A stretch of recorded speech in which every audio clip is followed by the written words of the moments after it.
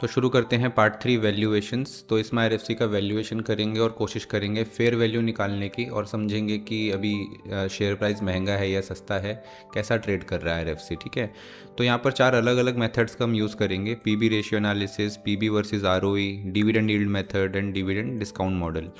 तो बहुत सारे मेथड्स होते हैं वैल्यूएशन करने के, लेकिन हमने स्पेसिफिकली ये 4 ही मेथड क्यों चुने हैं वो हम आगे डिस्कस करेंगे जब वैल्यूएशन करेंगे। ओके, तो शुरू करते हैं पीबी रेशियो एनालिसिस से।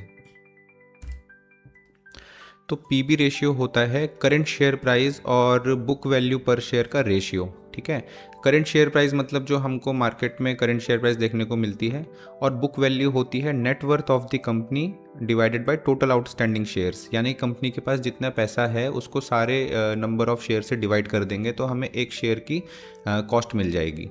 ठीक है, तो पीबी रेशियो का मतलब है कि मार्केट किसी कंपनी के एक शेयर को कितने रुपए में खरीदने को तैयार है। मान लो आपकी एक कंपनी है जिसका एक शेयर की वैल्यू आपने डिसाइड करी है 10 रुपये, लेकिन मार्केट उसे खरीदने को तैयार है 100 रुपये में, क्योंकि उसकी वैल्यू बहुत ज़्यादा है। ठीक है, तो ये जो 100 रुपये और 10 रुपये का रेशियो है ना, ये रेशियो पीबी रेशियो होता है। तो पीबी रेशियो को देखकर हम पता लगा सकते हैं कि किसी कंपनी के शेयर की डिमांड कितनी है मार्केट में। ठीक है, अब किसी भी एनबीएफसी के केस में पीबी रेशियो एनालिसिस बहुत ज़्यादा इंपॉर्टेंट हो जाता है, क्योंकि एनबीएफसीज का बिजनेस पूरा का पूरा डिपेंड करता है फाइनेंशियल एसेट्स पर। यानी कि एनबीएफसीज के केस में जब हम बुक वैल्यू कैलकुलेट करेंगे ना, तो वो हमको नियर टू परफेक्ट मिलेगी, उस पर हम रिलाई कर सकते हैं। अब अगर हम आईआरएफसी के हिस्टोरिकल पीबी रेशियो के ग्राफ को देखें तो ये 3 हिस्सों में टूटा हुआ है: बेस केस, री रेटिंग फेज और मीन रिवर्जन में। बेस केस में जून 2021 से 2022 तक पीबी की वैल्यू 1 से भी कम है, यानी कि लोग इसे ज़्यादा भाव नहीं दे रहे हैं, वो इसे एक नॉर्मल सरकारी लैंडिंग कंपनी समझ रहे हैं जिसमें कि उन्हें कोई ग्रोथ पोटेंशियल नहीं दिखाई दे रहा है। ठीक है, तो ये 1 से भी कम है, यानी कि बहुत सस्ती है अभी। इंपॉर्टेंट बात यह है कि यही जो जोन होता है ना, इसी को वैल्यू इन्वेस्टिंग जोन कहते हैं।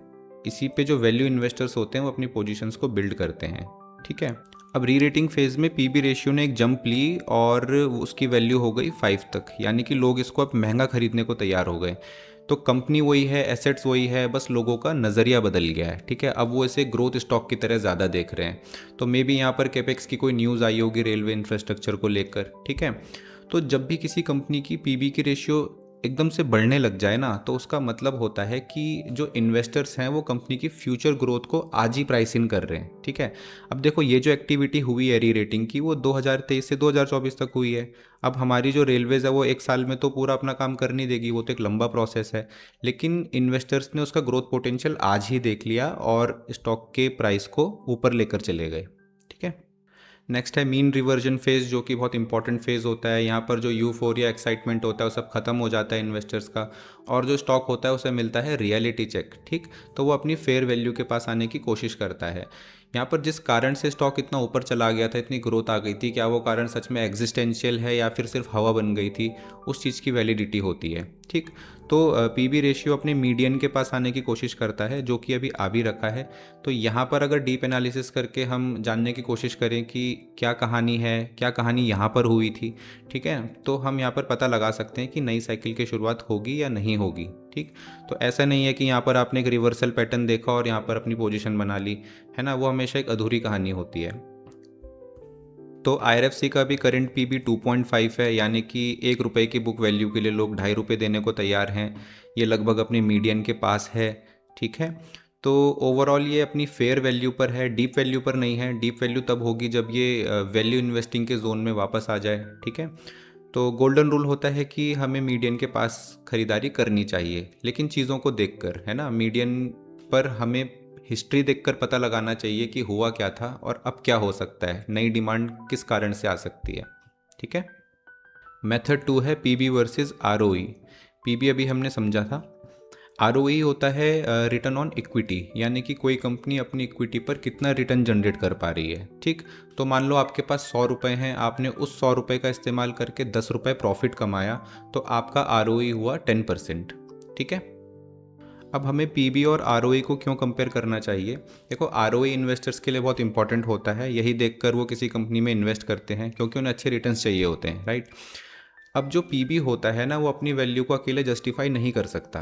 ठीक, यानी कि सिर्फ पीबी देखकर हम नहीं बता सकते कि वो क्यों ज़्यादा है क्यों कम है, तो हमें साथ में एक कंपैरिजन के लिए कुछ चाहिए जो कि पीबी को जस्टिफाई कर सके। तो वो है आरओई।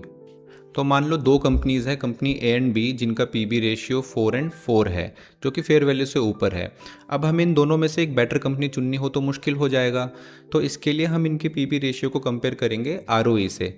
तो लेट्स से कंपनी ए का आरओई है 20% एंड कंपनी बी का आरओई है 10%। अब कंपनी ए का जो पीबी रेशियो 4 है ना, वो जस्टिफाइड है क्योंकि उसका आरओई 20% है, जो कि ज़्यादा है। यानी कि लोग वहाँ पर इसलिए खरीदारी कर रहे हैं क्योंकि उनको रिटर्न ऑन इक्विटी ज़्यादा मिल रहा है।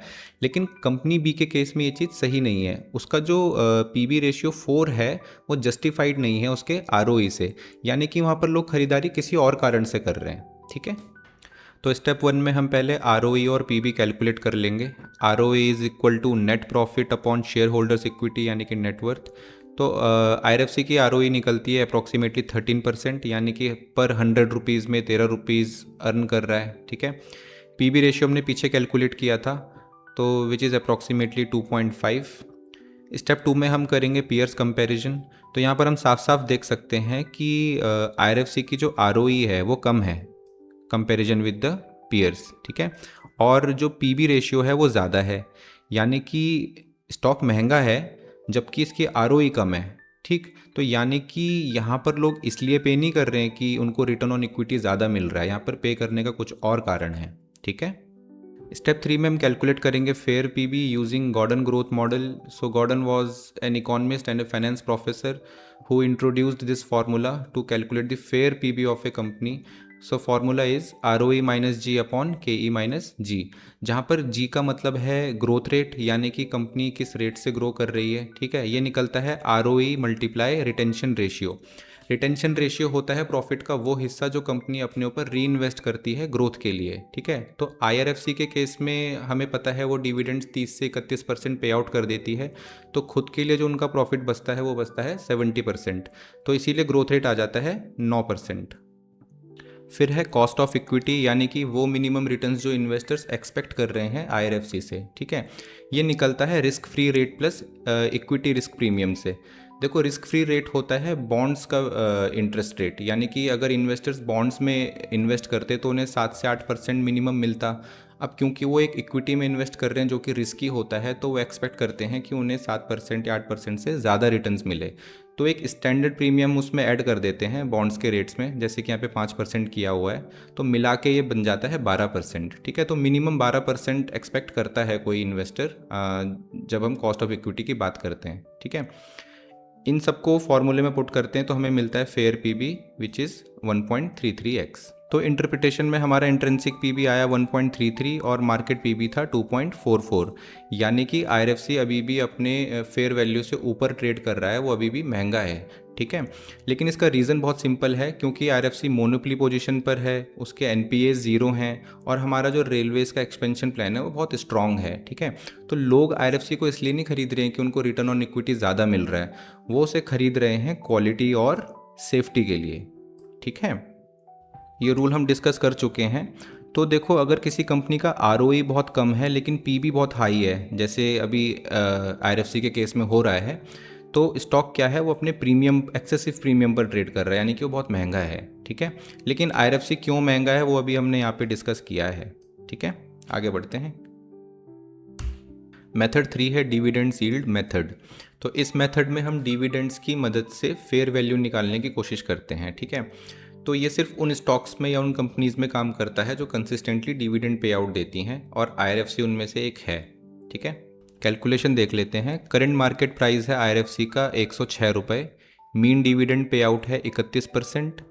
डिविडेंड पर शेयर हम निकाल सकते हैं EPS multiply by dividend percent, जो कि आता है 1.66%, यानी कि 5 रुपये में लगभग 1.5 रुपया हमें डिविडेंड में पे आउट कर देती है IRFC. Trailing 12 month dividend yield है 1.56%, जो कि निकलेगा डिविडेंड पर शेयर को करंट मार्केट प्राइस से डिवाइड करने पर। ठीक है, उसे परसेंट में कन्वर्ट कर देंगे, तो 12 मंथ का जो डिविडेंड यील्ड है 1.56% है आईआरएफसी का। फिर फेयर वैल्यू निकालने का फॉर्मूला है dividend per share divided by target yield percent multiply by 100। Target yield percent is expected dividend returns in future, ठीक है, जो हम एक्सपेक्ट कर रहे हैं कि हमें फ्यूचर में इतना डिविडेंड मिलेगा, ठीक है। अब 3 अलग अलग सिनारियो लेते हैं जिनमें हम अलग अलग टारगेट यील्ड को पुट करेंगे। जैसे पहले में हम लोग मानते हैं कि अगर 3% डिविडेंड यील्ड होता है तो फेयर वैल्यू क्या निकलेगी, अगर 4% यील्ड होता है तो फेयर वैल्यू क्या होगी, और जो अभी हमारी करंट यील्ड है TTM की 1.56, तो हमारी फेयर वैल्यू क्या होगी। तो सिनारियो ए में हमारा 55 रुपया निकलता है फेयर वैल्यू, अगर डिविडेंड यील्ड हम 3% मान लेते हैं, यानी कि करंट डिविडेंड यील्ड से बढ़कर IRFC का डिविडेंड यील्ड 3% हो जाता है। फिर 4% में ये आती है 41 रुपये, और करंट डिविडेंड यील्ड में आती है 110 रुपये, ठीक है। तो ऑब्जर्वेशंस देखते हैं। सबसे पहला है IRFC की जो डिविडेंड यील्ड है ना, वो बैंक की FD से भी कम है, यानी कि यहाँ पर इन्वेस्टर्स डिविडेंड इनकम के लिए इन्वेस्ट नहीं कर रहे हैं, वो ग्रोथ के लिए इन्वेस्ट कर रहे हैं, ठीक है, इंपॉर्टेंट पॉइंट है। दूसरा है IRFC is trading much higher than its estimate fair value. ये बिल्कुल सही नहीं होगा कहना, क्योंकि यहाँ पर हमने टारगेट डिविडेंड्स को अज्यूम किया है 3%, 4%, ठीक है, जबकि जो हमारा रियल डिविडेंड यील्ड है अभी TTM का, उसमें हमारी फेयर वैल्यू निकली है 110 रुपये, जो कि हमारी करंट मार्केट प्राइस से भी ज़्यादा है। तो हम कह सकते हैं कि IRFC अभी फेयर वैल्यू पर है लगभग, ठीक है, हमने पीछे भी समझा था ये। नेक्स्ट है अपने पीयर्स के कंपैरिजन में IRFC जो है वो एक्सपेंसिव हो रखा है, ठीक है, यानी कि उसकी डिविडेंड यील्ड कम है comparison with the peers. Next है वही पॉइंट कि इतना सब महंगा होने के बाद भी इन्वेस्टर्स इसे बाय कर रहे हैं, क्योंकि उन्हें अपने जो रेलवे सेक्टर है उसके एक्सपेंशन पर पूरा ट्रस्ट है, ठीक है ना। तो ओवरऑल जो IRFC है ना, उसे ग्रोथ स्टॉक की तरह ज़्यादा देखा जा रहा है बजाय एक डिविडेंड यील्डिंग स्टॉक की तरह, ठीक है। मेथड 4 है डिविडेंड डिस्काउंट मॉडल, DDM, जो कि काफ़ी इफेक्टिव मेथड है। इस मेथड में हम शेयर की करंट प्राइस निकालने की कोशिश करते हैं on the basis of future dividends, ठीक है, फ्यूचर में जो डिविडेंड हमें मिलेंगे उसके बेसिस पर क्या प्राइस होनी चाहिए अभी स्टॉक की, वो निकालने की कोशिश करते हैं। तो ये सिर्फ उन कंपनीज़ के लिए अच्छा होता है जो कंसिस्टेंटली डिविडेंड्स पे आउट करती हैं, जैसे IRFC जो कि कंसिस्टेंटली डिविडेंड देती है, ठीक है। तो वैल्यू निकालने का फॉर्मूला है D1/R-G, जहाँ पर D1 है आपका एक्सपेक्टेड डिविडेंड नेक्स्ट ईयर, ठीक है, डिविडेंड पर शेयर, तो अगले साल आपको पर शेयर कितना डिविडेंड मिल सकता है, वो है आपका D1। R है आपका कॉस्ट ऑफ इक्विटी, जैसे हमने गॉर्डन मेथड में KE कॉस्ट ऑफ इक्विटी देखा था, ये वही चीज़ है, यहाँ पर इसे R कह रहे हैं। तो R is your cost of equity, जो कि मिनिमम रिटर्न्स है जो इन्वेस्टर्स डिमांड करेंगे, ठीक है, एक्सपेक्ट करते हैं। G है आपका constant growth rate of dividends, तो किसी कंपनी के अगर हम हर साल के डिविडेंड्स देखें तो वहाँ से हम लोग एक उसका रेट निकाल सकते हैं, वो कितने रेट से ग्रो कर रहा है, ठीक है। तो स्टेप 1 में हम निकाल देंगे करंट डिविडेंड पर शेयर, ठीक है, इसको D0 बोलेंगे। तो हमारा 2025 का भी करंट EPS है 4.98 रुपीज़, डिविडेंड पे आउट है 32%, दोनों को मल्टीप्लाई कर देंगे तो निकल जाएगा D0, यानी कि डिविडेंड पर शेयर अभी कितना है, ठीक है। इसके बाद स्टेप 2 में हम निकालेंगे एस्टीमेट ग्रोथ रेट। देखो आप फाइनेंशियल स्टेटमेंट्स में अगर डिविडेंड्स का ग्रोथ रेट देखेंगे IRFC का, तो वो लगभग 14.5% है, ठीक है। लेकिन हम एनालिसिस में या वैल्यूएशन में कंजर्वेटिव अप्रोच फॉलो करते हैं, तो इसीलिए हम 14.5 ना लेकर यहाँ पर 6% ले रहे हैं, जिसको क्या मिनिमम कह सकते हैं, ठीक है। तो ग्रोथ रेट हम एक्सपेक्ट कर रहे हैं कि डिविडेंड 6% की दर से ग्रो करेगा भविष्य में, ठीक है। स्टेप 3 में हम लोग निकालेंगे कॉस्ट ऑफ इक्विटी, जो कि मिनिमम रिटर्न्स हैं जो इन्वेस्टर्स एक्सपेक्ट करते हैं, ठीक है। गॉर्डन मेथड में हमने इसको कैलकुलेट किया था, सेम वही कैलकुलेशंस यहाँ पर भी हैं, वहाँ पर हमने इसे 12% लिया था, यहाँ पर हम इसे 11% ले रहे हैं, ठीक। स्टेप 4 में हम निकालेंगे एक्सपेक्टेड डिविडेंड नेक्स्ट ईयर, ठीक है। तो हम क्या करेंगे, हमने देखा कि ग्रोथ रेट हमने 6% लिया है और करंट जो हमारा डिविडेंड पर शेयर है वो है 1.59%, तो 1.59% को 6% से अगर बढ़ाएंगे तो निकल जाएगा 1.68 रुपीज़, ठीक है। तो D1 हमारा निकला 1.68 रुपीज़, जो कि अगले साल का डिविडेंड हम लोग एक्सपेक्ट कर सकते हैं प्रीवियस डिविडेंड्स के हिसाब से, ठीक है। फॉर्मूले में पुट करेंगे तो वैल्यू आएगी 33.60 रुपीज़। अब देखो हमारी जो करंट शेयर प्राइस है वो है 106 रुपये, और हमारी जो वैल्यू निकली है एक्सपेक्टेड डिविडेंड्स के हिसाब से 33.60, तो ये जो वैल्यू है वो 106 से बहुत ज़्यादा कम है, ठीक। अब आपको लगेगा ये तो बहुत ज़्यादा कम है, यानी कि हमारा स्टॉक तो बहुत ही ज़्यादा महंगा है। तो यहाँ पर आपको समझना चाहिए कि जो वैल्यूएशंस मेथड होते हैं वो हाईली सब्जेक्टिव होते हैं, ठीक है। हमने यहाँ पर 6% की ग्रोथ ली है, अगर हम इसे 10% लेते तो आता लगभग 174 रुपीज़, जो कि हमारी करंट CMP से बहुत ज़्यादा होता।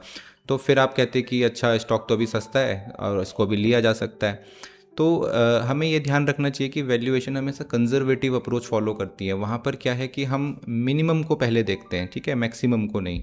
तो मैं चाहता तो आपको बहुत ज़्यादा रेट दिखाकर ये कह सकता था या दावा कर सकता था कि अरे स्टॉक तो सस्ता है, आप इसे खरीद सकते हैं।